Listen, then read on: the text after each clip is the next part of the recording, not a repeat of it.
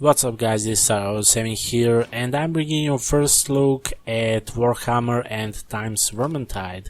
This is co-op game, action combat adventure set in end times of the iconic Warhammer fantasy world. That is the description of this game, but I kinda wanna compare this game with Left 4 Dead series because they have pretty much same mechanics and same gameplay, but still this game is much better in my eyes. For now we're gonna see how development goes through. First thing first, we're gonna go through settings.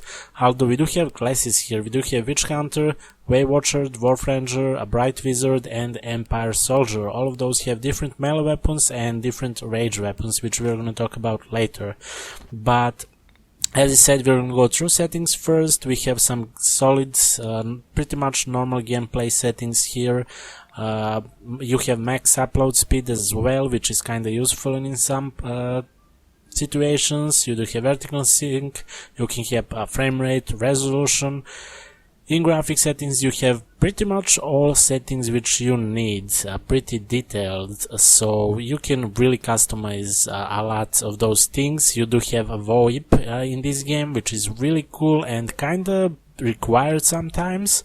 And then casual key bindings and gamepad settings, since you can play this game on gamepad as well. Now, I do have couple gameplays here. As I said, there are classes. My personal is Witch, most favorite most likely is Witch.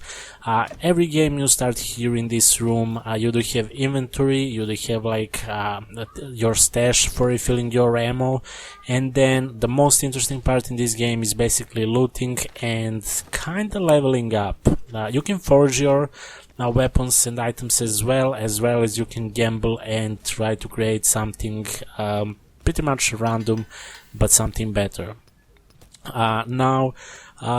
As I said, every class have different weapons. My most favorite pretty much is Witch, because for example she have melee weapon is pretty much these swords, and then you have basic sword, and with gambling after every match, completed mission, etc, you can kinda upgrade your sword.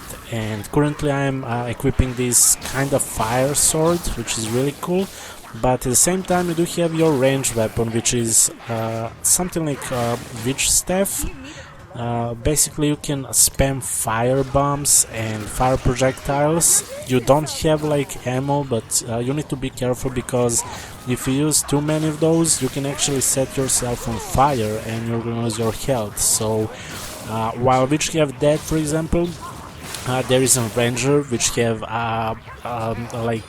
arrows, but limited number arrows, which you need to pretty much replenish at some certain locations. Then you can have revolver, or you can have something like pretty much shotgun, I think.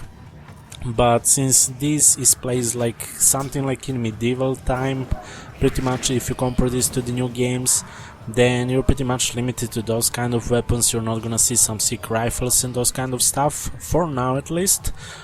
But yeah, that's pretty much how things goes. Then except those two, you do have potions, like potions for strength, potions for speed. You do have medkits, you can heal yourself, heal your teammates. Pretty much everything which you can do in Left 4 Dead games, except that graphics are here improved, and then enemies are a bit tougher, I think. On easy, well, pretty much you can complete a game on your own with 3 bots, but on higher difficulties you're gonna require teamwork, and by teamwork I really mean teamwork, because otherwise you're gonna be failing, and missions in this game are pretty long. So if you fail and if you die, I think that you have option like after some time at some location to go and be revived by other teammates. But if you all die, you're starting from beginning of that mission, and as I said, those missions are pretty long, so it's not really friendly. They're not really friendly. For example, we do have like that spy hunter, I think, I'm not sure. what is his exact name, but as you have in Left 4 Dead like witches and those kind of stuff, you do have couple unique enemies here which can basically one-shot you, and you need help of your teammates. Then there are some cool sequences like this. You're teleporting like out of the sky into other world, and then once when you get into the other door on the other side, then you're back into your real world. So graphic wise, level wise, design wise, however you wanna call that, it's pretty cool. Now smashing enemies with melee weapons is pretty, I don't know, I wanna say enjoyable, pretty much enjoyable, and that is what keeps me playing this game so far. And for example, you can see I was already inside the door in the other world. So yeah, objectives pretty much they're not really repetitive, but it usually needs asked from you basically to guard 4 of something like this thing, 4 of those. I don't even know what the hell are those, but you need to guard those. And again, you can't really go solo on that on higher difficulty, because this is gonna happen and your HP is going down so fast. And as I said, once when you die, it's pretty much over, especially if whole team dies. So it's either that, either collect some bags, some barrels, and bring them to the location, while you can't really fight while you're bringing them, so you need teammates to cover for you and do those kind of things. So teamwork is really required for higher difficulties. And then, as I said, there are some boss fights here and there. For example, we saw that rat down there, he jumped down there. He's one of those which are showing up randomly, and he's throwing some poison bombs, including some rifle bullets, I think. So there are different type of enemies. These are normal and you can pretty much solo them most of the time, even though you need to block and you need to dodge here and there. But yeah, as I said a couple times, teamwork is really required into this game. This is one of those objectives which I mentioned. You do need to bring that to the certain location, and there are more than 4, so you can't really go for your own kind of objective, because you need to cooperate with your friends, and that is kind of the key thing, and it's the biggest problem at the same time, because so far I didn't find that matchmaking is working properly, at least for now. Because here I was like level 5, I'm playing with guys on level 1. That doesn't mean that they are bad, but I'm pretty sure that they didn't experience this mission, because if they're still level 1, they're probably completed only one mission and they're playing for first time this one, I believe, or at least they failed and then they don't get experience. I'm not sure about that, but yeah, as you can see, you have that mid-turn witch, for example, and if I was attacking a bit more, I would lose much more health. So mechanics are really cool. Aside from that, as I said, after every mission you do have some gambling options and couple interesting screens, but we're gonna wait for that once when we finish this. I believe we didn't really fail this one. But yeah, there we go. That's red with green thing. He's like, I think, spy hunter, I wanna say. And this is what happens actually when he attacks and you're solo in distance without your teammates especially. So yeah, that happens pretty much in Left 4 Dead as well, but here the game punishes you a bit more because missions are much longer, as I said. And another thing which I don't like about this game is it's kind of part of the matchmaking, is that you can basically join and take place of the boat at the end of the mission and just collect rewards, get experience. For example, that guy was dying there, but I'm pretty sure that some teammates are there as well, so yeah, they're working there on saving him, so he should be fine. Now we need to go all the way, I mean, we all need to go back to that wagon, I think, or Red Moon Inn, however. So end of the missions is usually get to the elevator, get to the van, get to the boat and those kind of stuff. So we all need to finish the particular mission on the same location. and once when we do that, well, sometimes people like to go a bit longer than it should. You do get this screen, and this is now a really cool thing which I like in this game and makes you grind for better items, because different items, better damage and those kind of stuff. So there are some items which we can find during missions and we get more chances or whatever, but for example we do get number 2, then number 2 is shotgun, I believe. Is that a shotgun? I think it's a shotgun.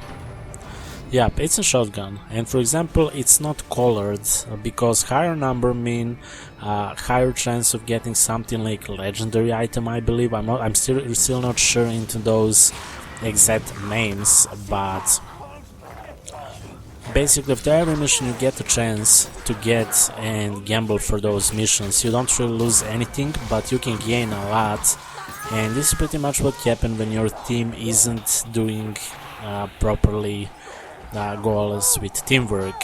I believe that I left this on purpose. So yeah, one is down, I'm down, that guy is get pulled by something, and I'm pretty sure that he's gonna die as well. So once when you die you can spectate them, and I'm not sure how reviving things work, but I'm pretty sure that we are not perma-dead if some of those can beat a particular goal and then they can revive us. But since I believe this is the last part of this mission, we're gonna pretty much die, and you see even one guy can't really fight even those two overpowered reds, so it's pretty much game over there and we need to start whole mission again, which is long. This is same mission, but this is how it should be. I'm playing here different class, I believe this is Witch Hunter, I think. So this guy has something like shotgun, mini top or however, I'm not sure, and that huge as hammers. So as I said, he's much slower with melee weapons comparing to Witch, especially comparing to Ranger, but it's still doing some nice damage, and changing those classes and getting equipment for every different class is much more enjoyable.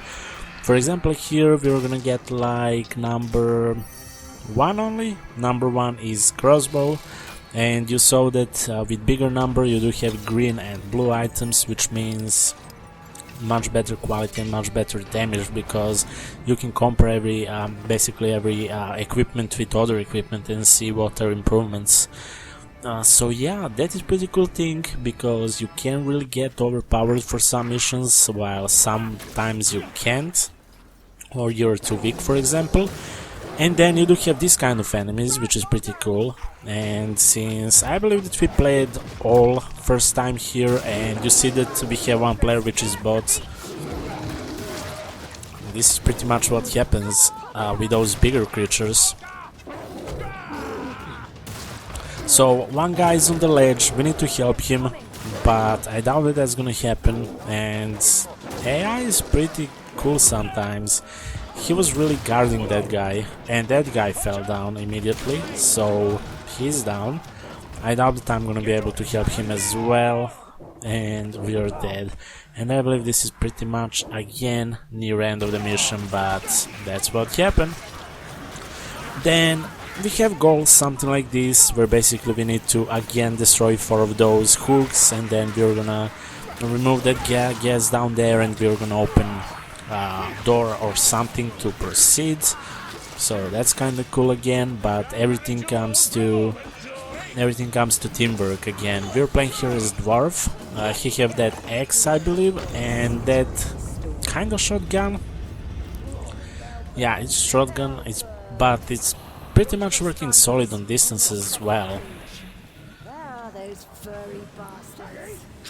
So yeah, changing classes is pretty fun. You can't really get bored really fast. That is how you replenish ammo here and there. You do have chests during some missions, I mean during all missions, but some of those are empty, so I assume that they are random, so you basically need to check all of those every single time while you are playing missions and replaying on different difficulties. Trying to find all totems. I'm not really sure what is the name of those, but you have like 3 of those items. If you collect 3 of those, I believe that you get a chance of getting much better item at the end once when you roll once when you roll and gamble at the end of the mission. I'm not sure about that, but I'm pretty sure that you're gonna find that on your own while you're playing, or simply just doing research. I'm kinda doing this as soon as I played a lot, so I was just into action, and it was enjoyable, it wasn't boring, and as you can see, this really works on distance as well.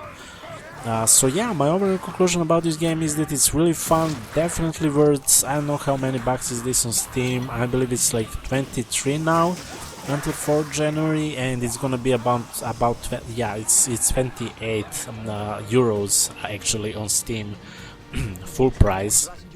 You do have collector's edition. I'm not sure what that actually gives you. I don't think that you get any advantage in terms of gameplay, but even basic edition, so the cheapest one, 28 euros, is pretty much all what you need to have fun with your friends or with random people if you have luck. If you don't have luck, then it's gonna happen the same thing. Rage, most likely fail, and going solo into some missions.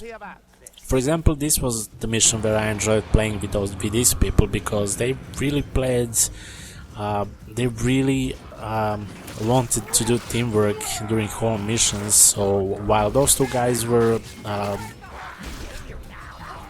transferring those bags, I guess, we were trying to attract those enemies on us, all those hordes. So it was smooth. Even I think in the end I got one while this ranger were following me and keeping me safe. This is one of those potions as well. So yeah, overall, as I said, this game is really cool. I'm not gonna rate like this game now in this video from 1 to 10, but I'm gonna rate this game on my website, MSI-Gaming.com, so stay tuned for that there if you wanna actually see my official review. But my first impressions after playing this game for like 10 hours, this is really must-buy game if you have at least one friend, because you can always play with bots and try and grind a bit harder against harder enemies on higher difficulties. But even with 2 randoms and having only 2 friends or 1 friend around, it's pretty playable even on harder difficulties. So yeah, I would definitely recommend this game. It's developed and published by Fatshark. Originally it's released on 23rd October 2015. So yeah, if you're interested in this game, you can find all details down below in comment section, actually in description section, and you can share your experience. And if you have any questions about this game, make sure to comment down below in comment section. So yeah, thanks for watching guys, stay tuned for more and have a good day.